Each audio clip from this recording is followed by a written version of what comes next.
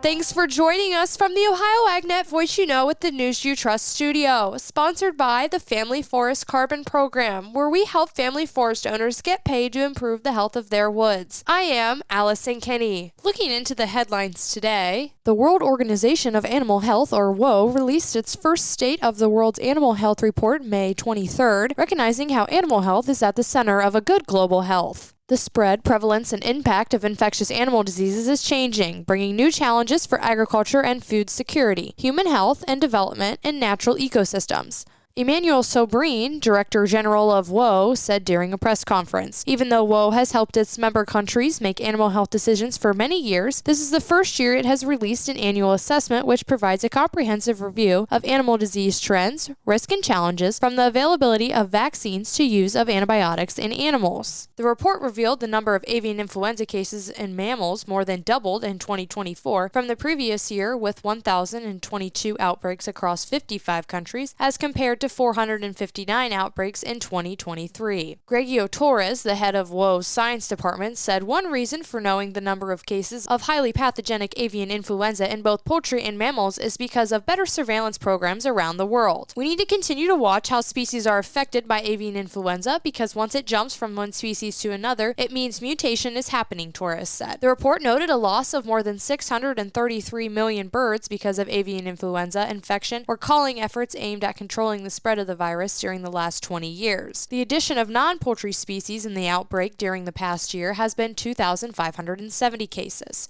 WOA officials discussed how vaccines could be an effective tool to help manage diseases, but they also realize it sometimes comes with trade restrictions. We realize there are consequences of using vaccines and trade limitations, said Torres. The objective of vaccines affecting trade needs to be debated more. In cases of diseases such as rabies, vaccines can thoroughly control the situation. Sobrin said nearly 70,000 people die each year of rabies, and the use of the vaccine is a very effective preventative measure. To limit the spread of highly damaging diseases like avian influenza and foot and mouth disease, the global community must strengthen international cooperation and ensure equitable access to safe, effective vaccines alongside other control measures, she said. Many drugs, like cocaine, methamphetamine, and non-prescription pills, are often cut with dangerous opioids like fentanyl. As a result, nearly 14 Ohioans die daily from unintentional overdoses. That's why it's important to carry naloxone, such as Narcan, a life-saving medication that blocks the effects of fentanyl and other opioids. Over the last 5 years, naloxone has saved over 83,000 lives. Help save lives and visit naloxone.ohio.gov to learn more and find free naloxone. Remember, if you see an overdose occurring, always call 911. The Agriculture Secretary recently rolled out a new initiative focused on long-term viability of small family farm operations. Rod Bain reports. Building upon the inaugural Farmers First Roundtable at USDA headquarters in May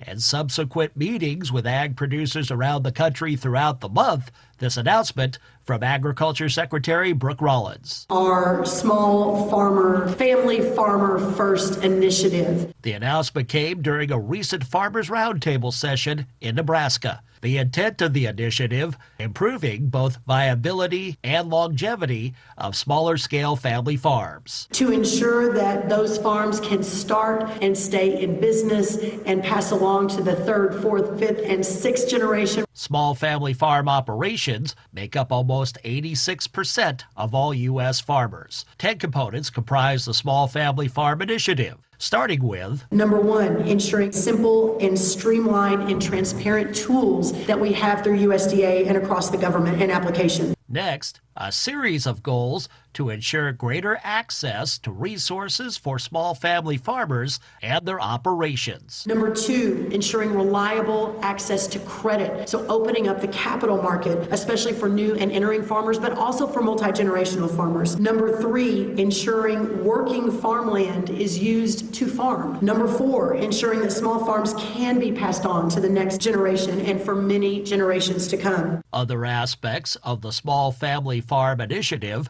include Number 5, hyper-focusing USDA programs on our farmers. Number 6 is labor reform. If our farmers can't have the workforce that they need, which many cannot, don't have access to, we've got to fix that. Number 7, enhancing access to risk management and business planning tools. As for the remaining 3 components of the initiative, Number 8, ensuring the definitions of farm size reflect modern-day realities. That's more for grant making and grant applications. Number 9, enhancing farmer access to educational resources. And number 10, expanding the rest of the small farm toolkit. I'm Ron Bain reporting for the U.S. Department of Agriculture in Washington, D.C. This market report is brought to you by Seed Consultants, Simply Better Performance, online at seedconsultants.com. July corn with no change at $5.59.5. December corn down 4 1/4 at $4.46.5. March corn down 4 1/2 at $4.61 1/4. July soybeans up 2 1/4 at $10.62.5. November soybeans up 1/4 at $10.50 3/4.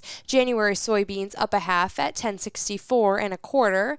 July wheat down 14 even at $5.28.5. September wheat down 13 3/4 at $5.44 1/4. And December wheat down 13 1/4 at $5.67.5. This is the Ohio AgNet.